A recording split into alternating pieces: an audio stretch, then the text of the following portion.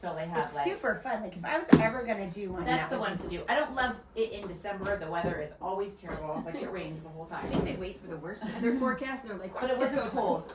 I've done it some years where it's just frigidly cold.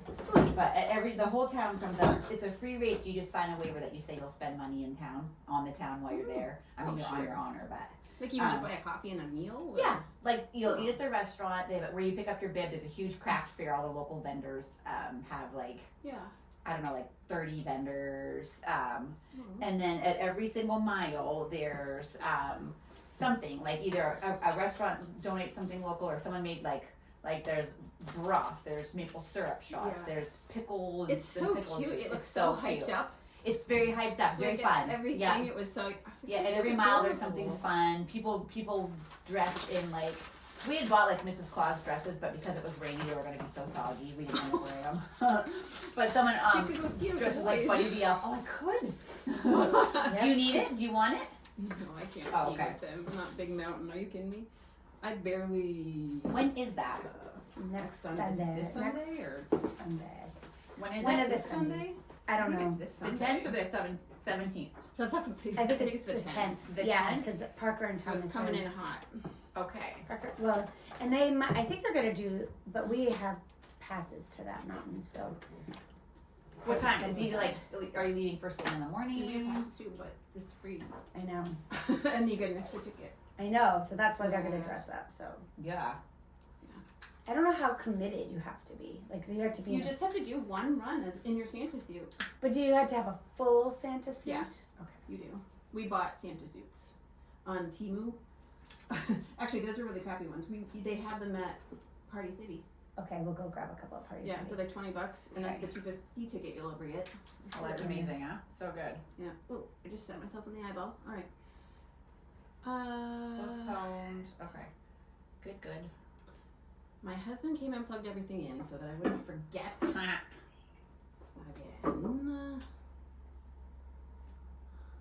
Okay. Mm-hmm. Can everybody do a hot testy test?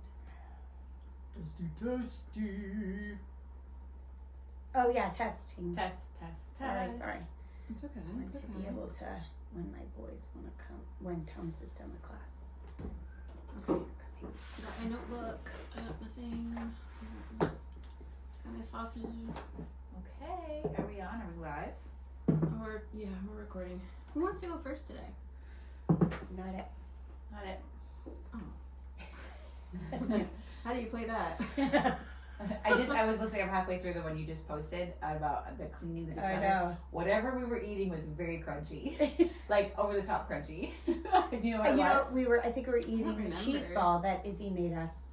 It Remember I went brought back a ways. It went back Remember a long we made ways. a cheese ball and I was forgot like, it. Nuts? No, it was the crackers that went with the cheese ball, like wheat Okay. thins and Wheat thins would be super crunchy. yeah. Whatever it was, I was like, wow, that was amazing. Because at one point Rachel goes, "Save me some cheese." Oh, yeah. Okay, I didn't hear that. I didn't get I that was like, part. you guys are eating everything. Leave some for me when it's not my turn anymore.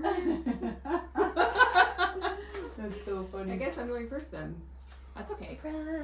I wrote a lot.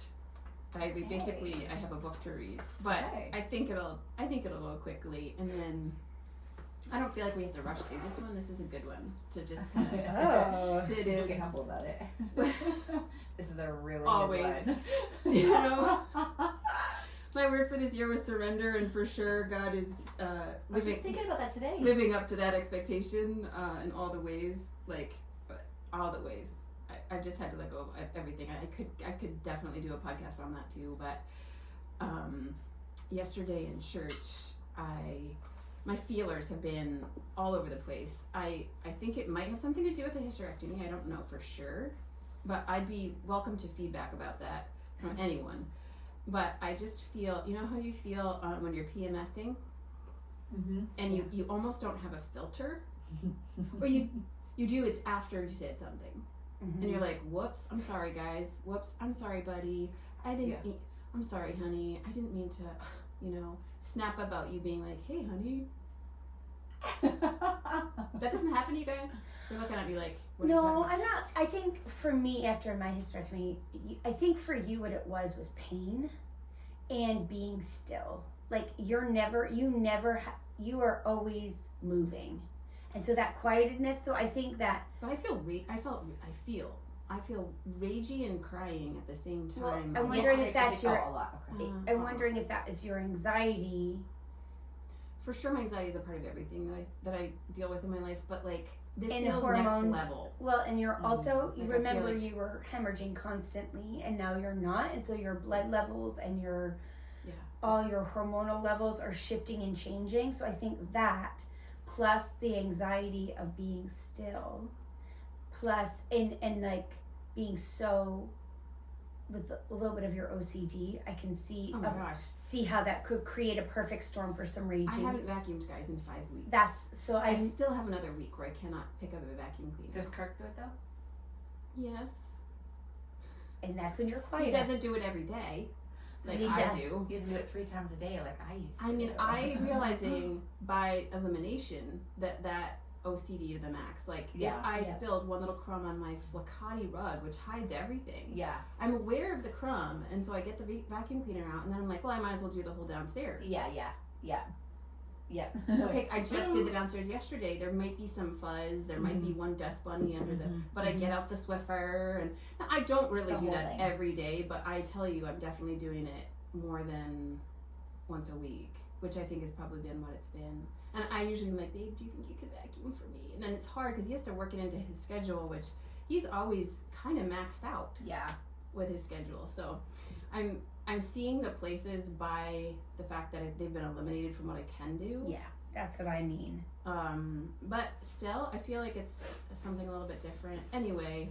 I think it's that all perfect that to storm. say Because I was really emotional. I didn't go ragey, but I was super, like it took me a little bit to find my normal. But you had major surgery. They pump you with meds. Those slowly filter out. They pump you with air that slowly filters out through your bloodstream and your blood system. And even antibiotics to fight any possible infection, which I always notice antibiotics. Yes. So all that's those wicked things. sensitive.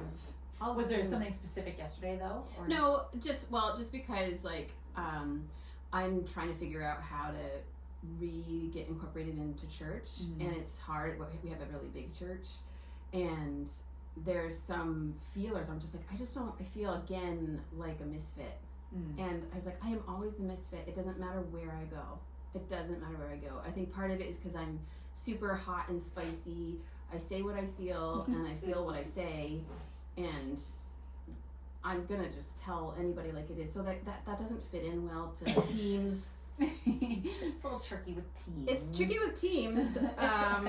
I don't mind being part of a team as long as I'm at the top. What does your sweatshirt say? Because you have Nashville. It says Nash. It was just a sweatshirt I bought Sam when we were in Nashville. Okay, because all I saw was NAS. No, NAS, and then it looks like a Y, and I was like, is she wearing a nasty sweatshirt? No. And that's why I was like, please move your hair. I need to just Nash. Okay. Nash. Or then I was like, is It's it a whole NASA? company. No, it's a whole company that was so everything they made. Thank you. So. I was my ADHD. I was hyper fixating, and I was not going to be able to focus until I knew what that said. I think with teams, I'm the same way, Rach. I mean, we've been away from the church for 4 years, that specific church, and now we're back. And so back on a team that Kev was the leader and Kevin built.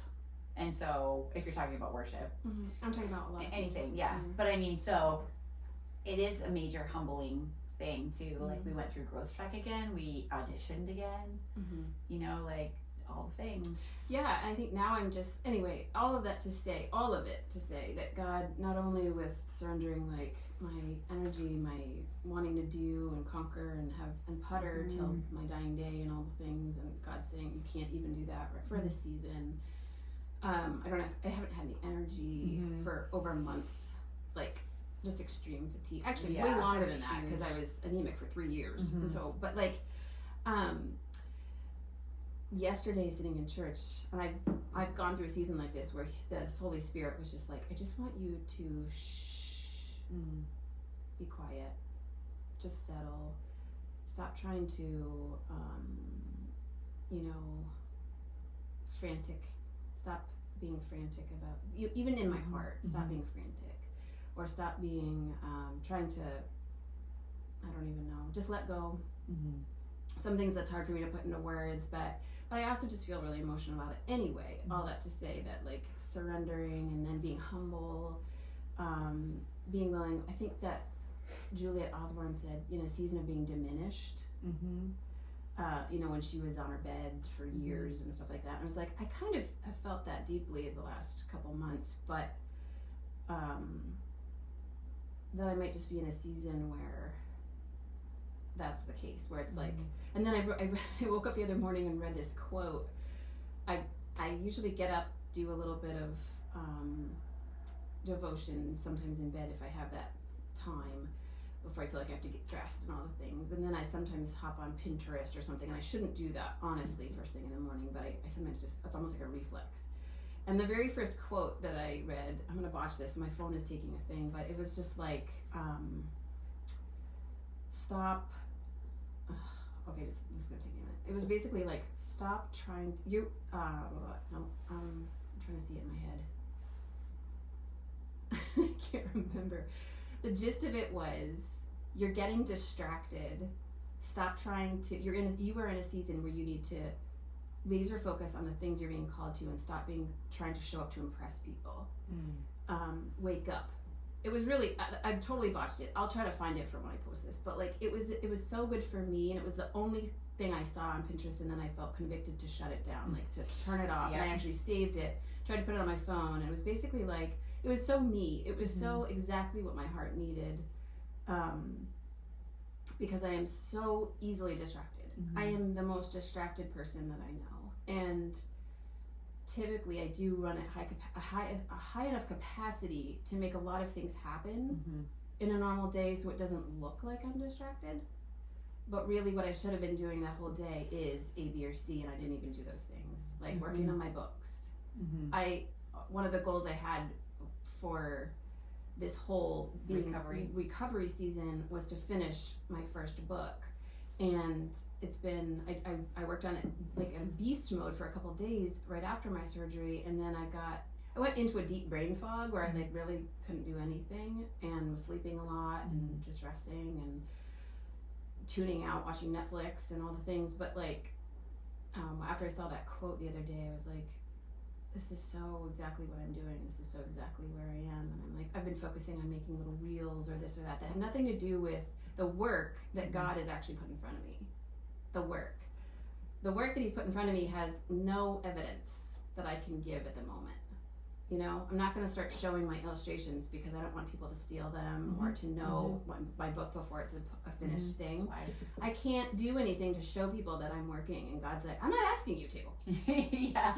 I'm not asking you to show anybody anything ever, actually. I'm asking you to live out your life for me and for your family, and to do the things that I'm calling you to do. And none of it's grand or glorious right now, and you just need to spend your time doing the things you don't want to do because there's nothing grand or glorious about it, and it's a lot of thinking, which I don't love doing either. I like to do things I don't have to think about. Like right now I'm trying to make a sweater too. That was my other goal for the resting season. I've had to take this thing out like 7 times because I don't know how to make a sweater, and I've had to follow a pattern, and it actually gives me headaches because I don't automatically know how to do it. I want to automatically know, and then I want to automatically do everything that I do, and if I don't, I get wicked frustrated.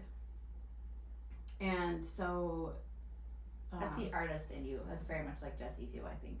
Oh my gosh. Well, that's also a part of imposter syndrome. That's your natural genius. Like, you want to just be able to be the best at it naturally. And a lot of times I am. And that's, yes, I know. So when it's not, true. But when I'm not, then it's I feel so frustrated. And I'm just really like, oh my word. And that's so with the sweater and with my books. So then you buffer by doing a bunch of reads and reels. Yes. Yeah. I go out and do something that fills my love tank. Which is important too. It is important. But could I have if you're doing it budgeted out my time better and done all of it? Yes. Did I watch Netflix while I was fighting with my sweater, and then I just decided to make a pair of glovies because I can make them without even thinking instead, because that made me feel better? Yes. And then I was like, oh, the day's over, I can't work on my book. Yeah. I'll do that tomorrow. Well, saying that for 5 weeks meant that I don't have a finished book. I have 1 more week before my official 6 weeks is up before I see my doctor, I was like, I'm gonna finish it. So now I'm held in the middle, which I do work better under pressure as well. That's an ADHD thing. I've been studying a lot about ADHD because I have pictures over there. Yeah. No, yeah. That's a different book. Oh. I'm literally writing like 7. But like with ADHD, what you do is you put pressure on yourself, so you have an adrenaline, and so you like procrastinate till you get this huge. I do it all the time too, like with my school or anything. Like I wait. Like I could have mopped the floor yesterday, but I'm like, no, I'm gonna wait till 10 minutes before they come, and then I get a huge endorphin boost, a surge, and then I become like the Energizer Bunny, and I fly and I do things that would take normal human beings like hours to do. I do it in 5 minutes, and then I crash and burn. We've seen those charts of like how different personalities get from A to B. It's all different personalities, but like my personality, if I just even compare Kevin and I'm like this, and then maybe like a little, you know, whereas he's like, is this energy we're talking about? Output? No, just output. Just when there's a deadline. When there's a deadline, I don't like. Okay. I hate the end of the month with Plexus. I don't like the end of the month with Flurry. I'm like, why can't we all just be little turtles the whole month and there's no stress? But most of the time it's like this, and at the end it's like, but we're all done. We all got there. At the same time. Yeah, you're just very different. And I'm a hair. Yeah. That's under the influence of narcotics. Yeah. I don't know what I am. You're a hair under the influence of narcotics. Like you just flop around, flip, flop, flip, flop, flip, flop, flip, flip, flip. Okay, over here. But the goal was to get here. You did get here. You get there. You just get there. And well, my favorite day is to wake up. Maybe I'll title this one my favorite day, and then I'll do another one. Yeah, let's do that. Because I feel like this is going to go long. My favorite day is to wake up, have some devotions, to have nothing the whole day. And be like, I have nothing the whole day. I gotta pick up Henry at like 3:30. So like you have the date you're by yourself for the day? Like I just have nothing scheduled. I have nothing scheduled like an appointment. I don't have anything scheduled like a luncheon. A lot of times I do, just check up on people and whatever. But to me, if it's in the middle of the day, I'm like, ugh, that's kind of my morning. I'm like, ugh. Yeah. And and then the whole day's drop. And then I'm more of like, I have to do this. I have to start 2 loads of laundry, get one folded, then I can head out the door. And while the laundry's going, I'll zhuzh the house and try to tidy up, and maybe try to start planning dinner. Okay, but if I wake up and I have the whole day stretched out, all I have to do is go get Henry and come back home. I love being able to tidy it's a different heart space. It's a different heart space. I'm not. Even this morning, I was like, I need to make muffins. I want the house to be clean. I'm like looking at the clock. We weren't sure when everybody's going to get here. So I'm doing the things that need to be done first the most. I mean, at one point I was like, I'm just going to leave all the dishes in the sink. But I didn't because I had time. You know what I mean? But like, so I just keep puttering. keep puttering. I never sit down. It's like Flurry. Yeah. And I just enjoy it. I do enjoy it, but still the heart space is a little bit more like... Well, that's what I'm saying. We both enjoy puttering, but when it's puttering on a schedule or on a clock, it's stressy puttering. And I start to feel a feeling right here in my tummy that's just like, okay, keep on. Okay, I have 5 more minutes. I'm gonna go wash the toilet. I got my 5 more minutes. I'm gonna go wipe the floor upstairs in the bathroom because I know there's like pee all over the floor, and that's just how my brain works. It will fill in another thing until that thing happens. But my perfect day would be like, the house is already kind of tidy, but I'm going to go tidy it some more and putter and maybe like attack like a little closet area that I've needed to declutter for a while, and I just haven't had the time. And now make another area cute, do a little bit more Christmas decorating. We were talking about when do we Christmas decorate. I was like, I do it a little bit every day for about 2 weeks. I don't have a day where I just, everything happens, because I make a lot of my own wreaths and I do natural or it's like this weird, the other day I was decorating my barns and I made a wreath, but you could put in the dark. Like I had a headlamp on while I was decorating and doing some stuff, and I was like, that's just how I roll. Like if it would be light out, it would be a lot easier, but I was like, I'm literally decorating sometimes the outdoors in the dark, which probably isn't normal, but getting off track here. What was I talking about? Your perfect day. Oh, my perfect day. I just like having nothing to do, and then I tend to fill it with all of my favorite things once I get the house tidy. Like I get the house tidy, and then I'll sit down with a movie and I'll knit, or I will maybe sketch and work on some loose books, but I tend to keep starting new ones. When do you do like the bulk of your heavy work, like the book that's on the deadline? Do you do that Under on your pressure. open day, or like that's still not what you're going to go to first on an open day, on a free day? No, because it feels like work. Yeah. It feels like I'm having to use my brain and really. On Saturday when I woke up and saw that quote and God really convicted me, like, you've got 1 week, girl, because I gave you 6. Yeah. You used the first one, and now you're going to use the last one, and you didn't do anything in the middle. Mm-hmm.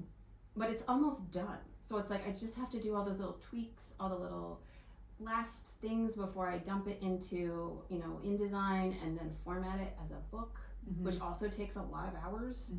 And then, I have to decide page placement and all these things. And I'm just like, I hate all those details. I like drawing, painting, and creating the images and getting lost in like the story or what I'm trying to say or the words and the text and actually doing the artwork. But the formatting is Do you have math somebody who can do that to for me. you, or do you have to do that? No, because it all is connected to me. Like the colors on the pages, I have to be together, and I don't want anyone else deciding that for me. That's a control thing where I'm just like, no way. Like I could never be a writer and have someone else illustrate my book. Yeah. That actually like instantly makes me angry. I'd be like, no, I illustrate my book. Well, some of us can't illustrate our books. I know that. But nobody would buy Nobody them. would buy. They would judge the book by its cover, and it would be Literally. right. A right choice. I know. No, I'm just saying like that makes sense. It's all of this. It's a very weird. My perfect day though has nothing in it and is like just wide open, and then I like to fill it. But I am a like the whole Myers-Briggs, like what leads your decisions. You're a feeler for sure. I am a feeler so much that it's a problem. So if I don't feel like, that's why I've never been able to hold down a job for longer than 2 years, because I get 2 years into any job where I have to leave my home and go there. I've had many odd jobs, retail, housekeeping. I actually was a CNA for a while when I was really young, but anything where I have to leave home and do a job and clock in, I'm on someone else's my boss. I just can't do it. I eventually come to a point where I stand up and be like, excuse me? You're gonna ask me to do this? I'm out. Do you give 2 weeks notice, or you're just out? Usually I just cut and run. Okay. And I'm done. And I take the consequences. I'm a cut and run girl all through and through, in a bad way. I've cut and run churches, I've cut and run family members, I've cut and run jobs. Not all of those were bad choices. Give No, they yourself weren't. grace. Some of them were. Some of them were great, and you did them well. Much as like all of our gifts are wrapped up in our sin, that is my normal day. Every day, I used my gifts to be great, and I use my gifts to be sinful. And I feel like that's, if we really started whittling down our day, our normal day, like that's true for everybody, wouldn't you say? Yeah, for sure. It's just it's the struggle. Well, I think that when we learn how to survive, I'm taking it to a psychological mindset, but like we all have a narrative of how we survive and feel whole and feel important and feel loved. And that is how we dictate how we live in the world. And you can change that, but you can't change it until you learn what is good about that, what is bad about that, and celebrate the good and rewrite the bad. You know what I mean? So that's what you're doing. So yes, sometimes you cut and run well, and sometimes you cut and run poorly. So you look at those things and say, that doesn't mean that cut and running is always bad or always good. You have to kind of, we have to always find the middle of those paths. Yeah, I'm not good at that at all. I know. I like the ends. I'm really mad right now, or I'm really great. And the middle, I don't love at all. Because it's not sexy. It's not, and I'm just It's like, mundane. Yeah, and it's not, again, It's not grand or glorious. Or... and it chemically, you're not being Chemically, hit, you're not getting it. genetically. Well, If you look at my parents, my mother is like a soft-spoken, gentle soul. I have that. Yes, My you do. dad is a fiery Viking. I have that. Yeah. And those are my parents. So my closest kin, my parents, birthed this child that is much like my dad, a hyper creative, salty, hot-blooded Viking, and then my mom, who is like a soft-spoken Mother. Irish. She's very motherly, very caring, very sweet, very takes care of everybody. Yeah, all the things. I was like, I feel that tension actually in my blood. Yeah. I really do. Uh-huh. And a couple of my siblings in particular have the same blood, where it's like this paradox of a gentle spirit and a fiery spirit. Mm-hmm. And I think the hard part is that people never know which one they're gonna get. It's like, brace yourself, which I remember feeling that way, especially with my dad. Hi, Dad, if you're listening. But it's like, you just never know who's gonna show up, the good, the bad, or the ugly, you know? Right. And when you were raised in that kind of situation, that does train you to learn how to survive those kinds of situations. You know, it teaches you how to coddle or to buffer or to and then those habits become part of how you work through the world.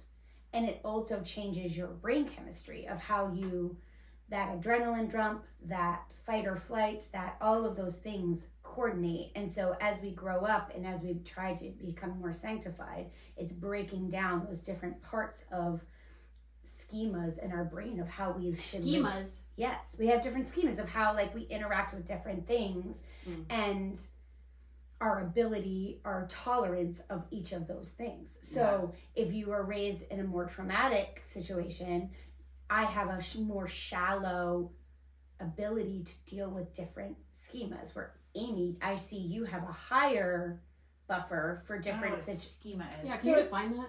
Hold on, I could, and I'll look it on my phone and get a better one, but like how our brain, like it's kind of like the hierarchy of needs, like how our brain processes survival. So like I'm gonna go to the extreme because that's just how my brain works better. So like how do you find out if somebody is a psychopath or a serial killer? They hurt children and animals. That is because like even people who when they're young. Yeah. So when they're old and anytime. Right. But like you're saying you see it in early. Yeah. You can. So what happens with that saying is that even children who have developmental delays or people who are kind of curmudgeon-y or people who have low social IQs, they don't hurt a puppy. Like they see a puppy and there's this natural thing in their brain that's like, oh, this is a puppy and I have to be gentle. Like, you know, even in the book of Mice and Men, the character Lenny, who's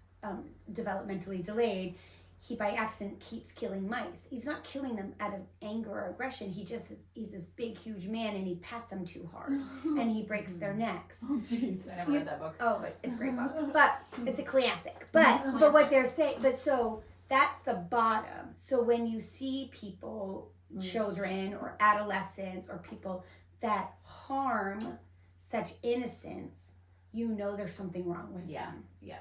You know, like, where are we going with this? This took a turn. No. So I'm just saying there's different schemas. So like that's a dark one. That's the bottom. So like everybody understands, like everybody except for psychopaths take care of children and animals. Like we all have that capacity. Then other people can take care of their close family, like their spouses. Like they have the brain space and the bandwidth to do that. And then there's other people, and then there's, you know, it like changes your hierarchy of needs of what you're able to relate with. I'm not as good with like I'm good with my little circle, but I'm really bad at small talk. Like I'm really bad at like social, like when people first meet Peter and I, almost always they think I'm the introvert and Peter's the extrovert. Isn't that hysterical? I find that very hard to believe, actually. Because I'm not good at the beginning at small talk. So Peter could go up to anyone and do small talk. Like he could be like, "Hi, I'm Peter. This is my wife Amber. So where do you do? Oh, you go there." And I have no capacity to do that. Like I don't know how to do small talk.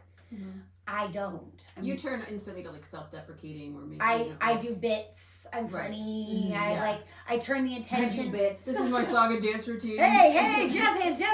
Yeah. I make, and if I sense any social awkwardness, I will totally like put myself in the center because I'm not shy, but I'll tap dance for you. But like to get to know a person is really hard for me because I struggle with trust. I struggle with with intimacy. I struggle with vulnerability. I need to see that person out in the wild to know if they're safe or not for me to engage with. So where Peter, I think we could be friends, but can I see him in the grocery store, please? Yeah, where Peter can be friends with anyone, and he's like, that's when you know. Yeah. Well, I want to see them like, how do they talk to their spouses? How do they handle a hard, like I'm kind of like distant. So what I do is I'm over emotive and awkward, and then I see who stays around. Getting more awkward. See who stays around. And those are the ones that I'm willing to try with. But you know what so anyway, I can give you a better definition of schema in a minute, but we'll do that in its own podcast. Yeah, So that's so why funny. You don't. That's how our brain works, and so that narrative travels into our perfect day. So our childhood and how we live and relate in the world. Yes, my perfect day is quiet. There's no angst. There's no fighting. And you're in complete control. I'm in control, or I'm happy about what's going to be happening. Like I do love surprises, oddly enough, but I guess it would have to be types of surprises. Right. Like I love if my husband's just like, I'm taking you out on a date. And be like, oh, okay, this is fun, Yeah. He knows me well enough that he could take me anywhere and I wouldn't be mad, and that would be fun and still in the perfect day. But work and work where it's like I have to use my brain and do things I don't really want to do. Yeah. That ruins my day. That is hilarious. You're so the opposite of that, because do you like a schedule all the time for your perfect day? Even I'm thinking about my perfect day. I'm a task-oriented people person. Yeah. So like, right, you love goals. Yeah. Whether it's a day goal or a long big one. Yeah, but so I'm thinking like, but I want everybody around me happy. So Thanksgiving like was just a really happy Thanksgiving for me. I'm like, why was it so happy? And so because it was all the things. It was like. It wasn't stress. I hosted, which I love to do, but it wasn't stressy because it wasn't a huge crowd. But I did all the food and got the house cute and happy. And then the boys were hunting, so I want everybody around me happy too. That's my perfect day. So they're hunting, so they're happy. So that makes me happy. They all come in. Yeah. We have a big fun lunch. Kevin's brother and wife come over. It was sweet. It was fun. It wasn't awkward. It was just sweet. Yeah. And then they went hunting again in the afternoon, and Kev's mom just stayed. And so she and I just visited, played games, whatever. And then she ended up leaving. She just left early while the boys were still hunting. So that's when I flipped my house and completely decorated my house for Christmas. So that's my task. And it wasn't planned, but it was. I was sensing it coming, and I wanted to have it. You know what I mean? And Keaton shot a deer, so that So there's my perfect day is I'm getting stuff accomplished. But I do love when my people. I love both. I love a day when I'm by myself too. I do love that. But I also love a day when I'm surrounded by my people. But we're all whirling and swirling and kind of doing our own things, but everybody's happy. Yeah. And things are getting accomplished. Yes. So like the next day, Caden's processing his deer, and we're cooking meat over the fire, and I'm still decorating the house, and so we're all in our space. No one's on media, which makes me crazy. Do you know what I mean? So I have two perfect days. Either I'm by myself, killing it, crushing all the things. Or I'm with my people, everybody's happy, and we're just kind of whirling and swirling and doing our own. Right. Yeah, I love that too. Which it could be always broken easily by for sure. Something happens and now it's the worst. But I think, like you said, I get triggered by stuff like that where it's like all of a sudden it's angsty or something like that, and then I want to retreat. And I'm 45 years old. I have 2 teens in the house, one just about, and 16, and then one who's going to be 13 soon. So it's like, the little days are long gone, but I can still feel like I'm tapping out, and until this is fixed, I'm not coming back, or I'm gonna going up to my studio, or I'm gonna go up to the room, close the door, and I'm not dealing with this, whatever's happening. And my threshold for that is very, very low. When you tap out, does Kurt tap in? He's always in. He never. We've got 2 boys, and he's the dad, and a lot of the hard stuff, they receive it better from him. For me, I again, it's part of my personality. I just tend to be like, just stop. Stop it, and I've never really tried to dig deeper into, I mean, I do, but it's so much work. Again, like, I'm just like, can't you see, you know, but that's not true. I'm saying this and I'm really being hard on myself, but like my little one, we do have really good conversations, but not in the heat of the moment. Yeah. In the heat of the moment, I have to tap out, or else it makes it worse. Yeah, you wind each other up. I have children that I do that. Well, with. yeah, so wound, and now we both have green smoke coming out of our eyes. Yeah. It's better for me to just be like, I'm gonna peace out right now because I'm feeling. And I'd like to rip your cute little head off your shoulders. Yeah. What I'd like to do I'll is win. That's what I say. If I keep going, I'm going to win at all costs. You're bigger than me, but rarely does the rage monster show. But if she does, I will take you down. Yes, samesies. And I'm the mom. Yeah. We did have to remind each other of this the other day, where it's like we're the parents. Wink, wink. We're the parents. Absolutely. Yeah, it's tough, and that is not tough for me. I can see it. Other people, it is that. Yeah. In fact, sometimes I have to remind myself that It's tough for both Kurt and I. Yeah, I know. Both of us. It's I always think because been... you so badly don't ever want them upset with you, or you so badly want to be their bestie. I don't want to. I know that my kids love me, and I know that I'm loving them well, but that the angst I think is trauma related. Yeah, I was gonna say, but I wasn't gonna say because it goes deep into my gut. Yeah, it's a trauma response. It's totally a trauma. It's response. like I don't. You know how when you go catatonic, that's when I go catatonic. When your boys are upset with you. When things are getting so bad and heated that all of a sudden the house feels out of control. Yeah. I don't know where to go to be safe. I don't know what to say to make it better. I don't know what to do to make it better. It's tension. Totally You panic at trying tension. to not let it ruin the day. Yeah. And that's something my little one will be like, well, that's my day ruined, you know, or whatever. And I'm like, let's try not to let it ruin the whole day. Like, this is a bad moment. This is making it hard, but like, it was a great day. It's 7 o'clock at night. It was a great day. Yeah. This is hard. It's so cute. This is hard.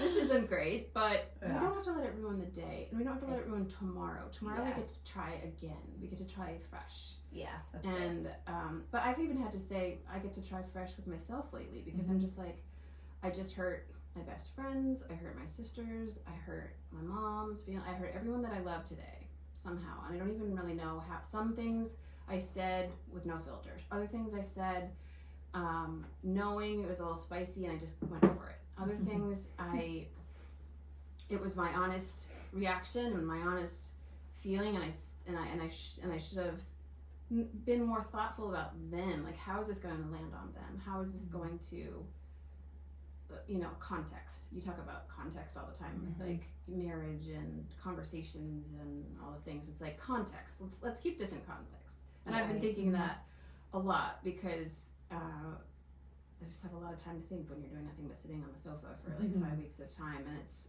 I'm just realizing, trying to wrap this all up, that I really have been like struggling with who I am, and like how I wake up every day wanting this perfect day, and when I can't make it happen physically or emotionally, or if it's just not, God brings us into some really hard stuff, and there will be whole seasons that are hard, and it overlaps with the holidays, or it overlaps with like so often the other perfect days where it's like the world's trying to tell you that this is your perfect day. And I'll actually let that lead into my next one if we want to keep going, because it's, for me, it's like visual. I'm such a visual person, and I'm such a perfectionist, and I'm such a homemaker, that if my home is falling apart or if things aren't perfect, now that's ruining my day. Yeah. And that's where I'm going to end off this one, because that will be continued. To be continued. ... Alright, And now let's you turn want off to your shut off your phone. Oh, we were. Thank you. Thank you. And I have to call Thomas. He called me. I have a hang on my phone that I can't get out. Sorry